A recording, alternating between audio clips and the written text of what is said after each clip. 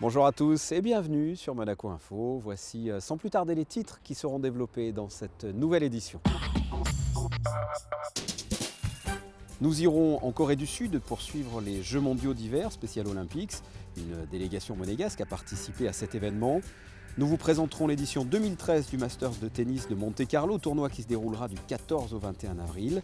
Nous prendrons la direction du collège Charles III à l'occasion de la Journée des métiers. Nous vous parlerons d'une maladie peu connue, la fibromyalgie. Cette maladie est le cheval de bataille de l'association de l'Ordre souverain des chevaliers de justice. Et enfin, nous vous présenterons une exposition à la galerie Art Thérapie où 5 écoles supérieures d'art plastique ont été réunies. Le nom de l'expo, Keep in Touch. On débute ce journal avec les Jeux mondiaux d'hiver Special Olympics qui se sont déroulés en Corée du Sud la semaine dernière. Une délégation monégasque a participé à ces Jeux. Une équipe de Monaco Info a suivi cette délégation, que ce soit en Corée ou à son retour en principauté. Vous voyez ce reportage d'Émilie Rousseau et Thomas Deus. Pyeongchang, à 200 km de Séoul, c'est ici, dans le plus grand centre de sport d'hiver de Corée du Sud, que se sont déroulés les Jeux mondiaux d'hiver Special Olympics. Cette 10e édition a réuni plus de 2500 sportifs déficients mentaux venus de 110 pays. 16 athlètes monégasques ont participé à ces Jeux. Ils se sont illustrés dans 3 disciplines, le ski de fond, le ski alpin et les raquettes. Tous se sont donnés à fond pour monter sur le podium et faire briller la principauté en Corée du Sud. Résultat, 17 médailles, dont 5 en or, une belle moisson pour ces athlètes. Et plus de 10 jours après avoir quitté la principauté, leurs familles les attendent avec impatience. J'ai eu des nouvelles que par Monaco SO Facebook, c'est tout. Mais c'est très bien parce que c'est leur jeu et il faut qu'ils vivent leur jeu à eux, sans les parents au milieu. On est très contents, ils étaient heureux. Moi, j'ai jamais de soucis quand mon fils part avec cette équipe, jamais. L'attente a été longue quand même, pendant une semaine. Vous étiez un petit peu inquiète ou... Pas du tout, jamais. Jamais inquiète avec l'équipe avec qui ils parlent. Je sais qu'ils sont bien encadrés, qu'ils sont. Je suis pas inquiète. J'ai un petit peu de. Mais en vieillissant, j'ai un peu plus de vague à l'âme quand il est pas là, mais c'est tout. C'est fier, leur médaille autour du cou et sous les applaudissements que la délégation monégasque a effectué son retour mercredi midi. Un accueil plus que chaleureux et mérité à l'aéroport de Nice. Beaucoup d'émotions, beaucoup de joie et un soulagement parce que je ramène tout le monde en bon état, plein de médailles. Qu'est-ce qu'on peut demander de mieux? Voilà, c'est vraiment, ça a été un séjour et des jeux magnifiques. Et quand je les vois tellement heureux avec leurs médailles, mais ils sont prêts à repartir et on va repartir sûrement. En effet, à peine arrivés, les athlètes monégasques sont déjà prêts à repartir. Ils nous ont donné rendez-vous dans 2 ans à Los Angeles pour les Jeux mondiaux d'été Special Olympics.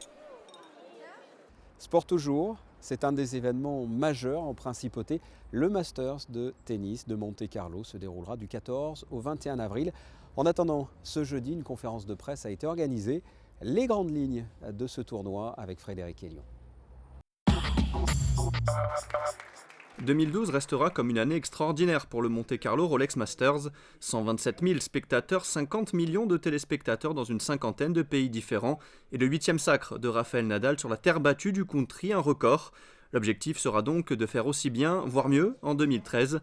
La conférence de presse de présentation du tournoi s'est déroulée ce jeudi midi au Monte-Carlo Bay en présence d'une centaine d'invités, journalistes, partenaires et sponsors. Et en 2013, les plus grands joueurs du circuit seront encore sur les cours du Monte-Carlo Country Club. En 2013, on attend vraiment une participation tout aussi prestigieuse comme les années précédentes. Il n'y a aucune raison de ne pas faire confiance à nos joueurs. Bien sûr, toute blessure ou accident peut arriver, mais sauf l'imprévu, la plupart des meilleurs joueurs mondiaux seront là. Mais pour vraiment être sûr, il faut attendre le 18 mars, la date de clôture des inscriptions, pour connaître la liste définitive. Mais vous pouvez déjà compter sur les noms que je viens de donner, Djokovic, Nadal, Tsonga, etc. L'édition débutera traditionnellement par plusieurs événements avant le tournoi, comme une exhibition de mini-tennis le samedi 13 avril, place du Casino, entre 2 des 5 meilleurs joueurs mondiaux. Et des travaux sont actuellement effectués en tribune au Country Club. Les loges ont été refaites, fin des travaux, début mars. Informer les jeunes, les guider vers une orientation, voici les objectifs de la journée des métiers organisée chaque année au collège Charles III. Jeudi, les professionnels de nombreuses filières ont participé à ce rendez-vous. Voyez ce reportage de Patricia Navarro. Le métier de mes rêves, ce sera avocate ou médiatrice. Moi, je veux être banquier, dans le domaine. J'aimerais bien travailler avec le contact des gens et plutôt dans la banque ou des choses comme ça. Agent immobilier ou avocate. Le métier de mes rêves, ça serait chirurgienne ou décoratrice d'intérieur et d'extérieur ou même avocate. Moi, ça serait kinésithérapeute. Des idées et des rêves, ils en ont, mais encore faut-il savoir quel est le meilleur chemin pour s'orienter vers son projet professionnel. Chaque année, la Journée des métiers est là pour aider les jeunes élèves de la Principauté à choisir les études les plus appropriées à leurs ambitions. Pour la 19e édition de cette opération, 800 jeunes ont pu bénéficier d'informations sur les différentes filières professionnelles au Collège Charles III. Moi, je trouve que c'est très sympa, ça nous permet de nous ouvrir à plusieurs voies et plusieurs chemins, et c'est génial, vraiment. Ça me permet de découvrir de nouveaux métiers et j'ai l'impression qu'en fait, ça nous plonge un peu dans la vie professionnelle. En fait, j'étais venu chercher donc, pour savoir ce que je voulais faire, parce que je ne sais toujours pas, donc... Mais ouais, je pense que j'ai trouvé plusieurs choses, comme carabinier peut-être. Le contexte monégasque influe sur le choix et les envies de tous ces jeunes. C'est ainsi que la Sûreté publique de Monaco a connu une belle affluence devant son stand.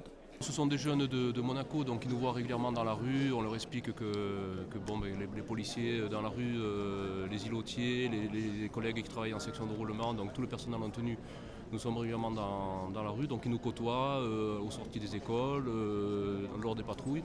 Donc ils sont habitués à nous voir, donc ça ne les surprend pas, ils n'hésitent pas à venir nous voir sans problème. Ils sont beaucoup intéressés aussi par la police maritime et surtout la police scientifique. Je pense que les séries télé, ils sont pour quelque chose. La politique environnementale de la Principauté a également porté ses fruits. Sensibilisés dès leur plus jeune âge, c'est tout naturellement qu'ils se tournent vers des carrières dans le domaine de l'environnement. Il y en a qui sont vraiment investis au niveau de l'environnement. Concrètement, qu'est-ce que ça donne notre métier en recherche scientifique? Est-ce qu'on fait vraiment en appliqué en fait sur la mer? Est-ce qu'on fait des campagnes vraiment in situ? Est-ce qu'on replante des coraux par exemple? Donc oui, vraiment beaucoup de questions au niveau environnemental. Au total, ce sont près de 200 professionnels qui se sont mis à la disposition de ces élèves pour tenter de répondre à leurs interrogations. Une nouveauté cette année, des tables rondes thématiques avec la cellule emploi jeune ont été organisées sur les secteurs porteurs tels que l'hôtellerie, les métiers de la santé ou la banque et la finance. L'association de l'ordre souverain des chevaliers de justice s'est réunie jeudi dernier à l'hôtel Miramar pour une soirée de lancement. À l'ordre du jour, une maladie peu connue, la fibromyalgie. L'Ordre souverain des chevaliers de justice est à la fois une association monégasque et un ordre international. Au niveau local ou mondial, sa priorité est de développer des actions caritatives sur des sujets méconnus du grand public. Jeudi dernier, l'association a convié des personnalités monégasques à l'hôtel Miramar pour faire connaître sa volonté de combattre une maladie répandue et pourtant très peu médiatisée, la fibromyalgie. Dans les pays industrialisés, nous savons qu'il y a entre 2 et 6% de la population qui est touchée par cette maladie. Alors ce n'est pas une maladie à proprement dite mortelle, par contre c'est une maladie qui est très handicapante, pénible, très pénible. Ce sont des douleurs récurrentes, ce sont des troubles du sommeil, ce sont des troubles mentaux également, parce que c'est une maladie qui peut générer très facilement de la dépression, des migraines également. Donc c'est une maladie malheureusement qui touche beaucoup de gens et puis qu'on a surtout énormément de mal à détecter. Si la maladie est si peu connue, c'est qu'il y a un désaccord au sein du corps médical. Même si la fibromyalgie a été reconnue officiellement par l'Organisation mondiale de la santé en 1992, certains médecins croient encore à son inexistence. Si elle est bien réelle, la fibromyalgie provoque des symptômes encore trop aléatoires pour faire l'unanimité. Le problème, c'est qu'on n'a pas de symptômes permettant d'établir à coup sûr qu'un patient souffre de fibromyalgie. Voilà, parce que ce sont vraiment des symptômes très divers et variés. Il y a des points communs, voilà, des douleurs qui sont diffuses. Dans le corps, on recense à peu près 18 points de douleurs. Si un patient est atteint de douleurs dans au moins 11 de ces 18 points, on commence à penser à la fibromyalgie. Et puis si ce sont également des douleurs qui se répercutent sur un laps de temps minimal de 3 mois, là, à ce moment-là, la médecine avance le diagnostic de fibromyalgie. Mais ce n'est pas automatique. À titre d'exemple, vous prenez le cas des États-Unis, un patient, en moyenne, avant qu'on détecte sa fibromyalgie, il s'écoule 5 ans. 5 ans et une dizaine de visites médicales. La fibromyalgie se développe entre 30 et 60 ans. Dans 80% des cas, ce sont des femmes qui sont touchées. L'ordre souverain des chevaliers de justice ne cherche pas à lever des fonds. Leur objectif est tout d'abord de faire connaître le mot fibromyalgie grâce à des soirées en présence de personnalités, comme jeudi dernier à l'hôtel Miramar. Les œuvres de 27 étudiants en école supérieure d'art plastique ont été réunies au sein d'une même exposition à la galerie Art Thérapie.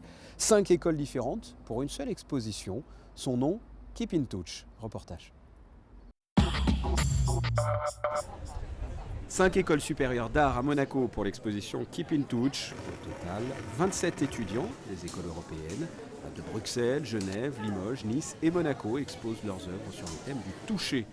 Ce sujet commun aux 5 écoles est lié à la céramique, de plus en plus utilisée dans l'art contemporain. Il nous semblait évident qu'on pouvait leur demander de réfléchir à qu'est-ce que le toucher, comment le toucher est important dans la céramique, c'était évident pour nous. Et de là, c'est parti sur le tact, toucher tact.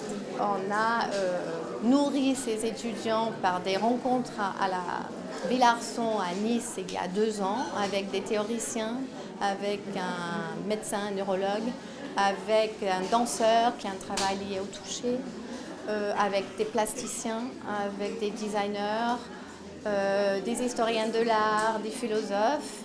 Et de là, ils sont partis, chacun dans leur école, pour 1 an de recherche, 4 workshops dans les différentes écoles. De nouveau, chaque fois, ils se retrouvent, ils échangent leurs idées. Et on aboutit sur cette exposition avec le résultat en céramique de ce travail, de ces réflexions. Certains de ces étudiants ont déjà obtenu leur diplôme. Un des buts de l'exposition Keep in Touch est de les mettre dans une situation professionnelle. On les met déjà dans une situation professionnelle, non seulement par leur travail, mais aussi par les échéances qu'on a posées. Il y avait le catalogue, il fallait que le travail soit prêt, il fallait que la photo soit faite, il fallait que les œuvres arrivent ici au bon moment. On a fait un workshop sur la scénographie de cette exposition. Donc ils avaient aussi des choix à faire. Il faut aussi calmer un peu l'ego aussi, parce qu'ils sont 27 à exposer ensemble. Donc tout ça, ça doit être très équilibré. Donc ils se trouvent vraiment dans une situation professionnelle. C'est ce qui les attend à la sortie. Ce travail s'est étalé sur pratiquement 2 ans. L'objectif, l'échange entre étudiants, professeurs et artistes aguerris. Keep in Touch a le mérite d'être une exposition qui ne s'impose pas de limites. On passe à la météo et aux prévisions de la semaine. À commencer par vendredi, un temps de plus en plus frais, sans changement important. Des nuages épais et de légères éclaircies. Il fera de 6 à 10 degrés. Samedi, le ciel sera partagé entre nuages et soleil. Les températures restent hivernales, de 5 à 8 degrés. Dimanche, une journée ensoleillée le matin et des nuages l'après-midi. Les températures de 5 à 9 degrés au meilleur moment de la journée. Et enfin, une dégradation pour lundi. Le ciel se couvre davantage et la pluie est à prévoir. Il fera de 7 à 9 degrés. Ce journal est terminé. Je vous remercie de l'avoir suivi. Et puis sachez que toute l'actualité de la Principauté, c'est aussi en haute définition sur la chaîne numéro 8 de votre box sur Monaco Info, bien sûr. À très bientôt. Au revoir.